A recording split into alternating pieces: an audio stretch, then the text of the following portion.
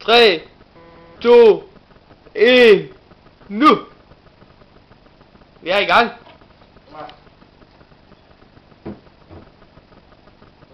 Ja, som I nok har hørt, så har jeg startet mit eget parti, Dansk Dolkeparti.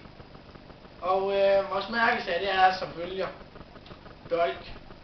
Altså, alle skal have dolk. Jeg ved ikke, jeg synes det er for dårligt, man ikke går med dolk nu om dagen. Men der støtter vi så dolkning i alle grader, både for nybegynder og professionelle. Ikke kniv, det er ikke det samme, skal jeg lige sige. Vi støtter ikke knive. Og dermed så vil jeg så sige, at vi skal have gratis dolk til alle, og dolkemærke. Det duer ikke, at folk de render rundt uden dolkemærke.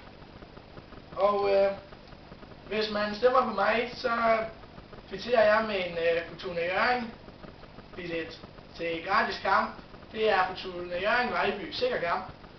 Der, den kan man så komme ind og se, hvis man stemmer på mig. Og så har jeg støttet lokalsporten også med FDF og de blå spejder. Ikke de grønne spejder, skal lige siges. Det duer ikke med de grønne spejder. De er simpelthen alt for farlige i trafikken. Man kan ikke se dem. De er helt kamufleret. Så her den anden dag, der kan man så køre en ned. Så lå han i grøften, jeg kunne ikke se ham. Så, og igen, Fortuna Hjørring, det er holdet, vi støtter i Jammerbugt Kommune. Og der, jeg kan lige så godt sige det, som det er. Det er alle de partier godt til at sige, der skal ske nedskæringer. Ellers så har vi simpelthen ikke råd til at støtte Fortuna Hjørring med nye spillerindkøb. Så det, og dolke også. Der synes jeg så, at Fortuna Hjørring, det skal være de hold, de går forrest. De får alle sammen dolkemærke. Så får de lige snart, jeg bliver valgt som borgmester, så får de dolkemærke helt på bunden. Ja, tak.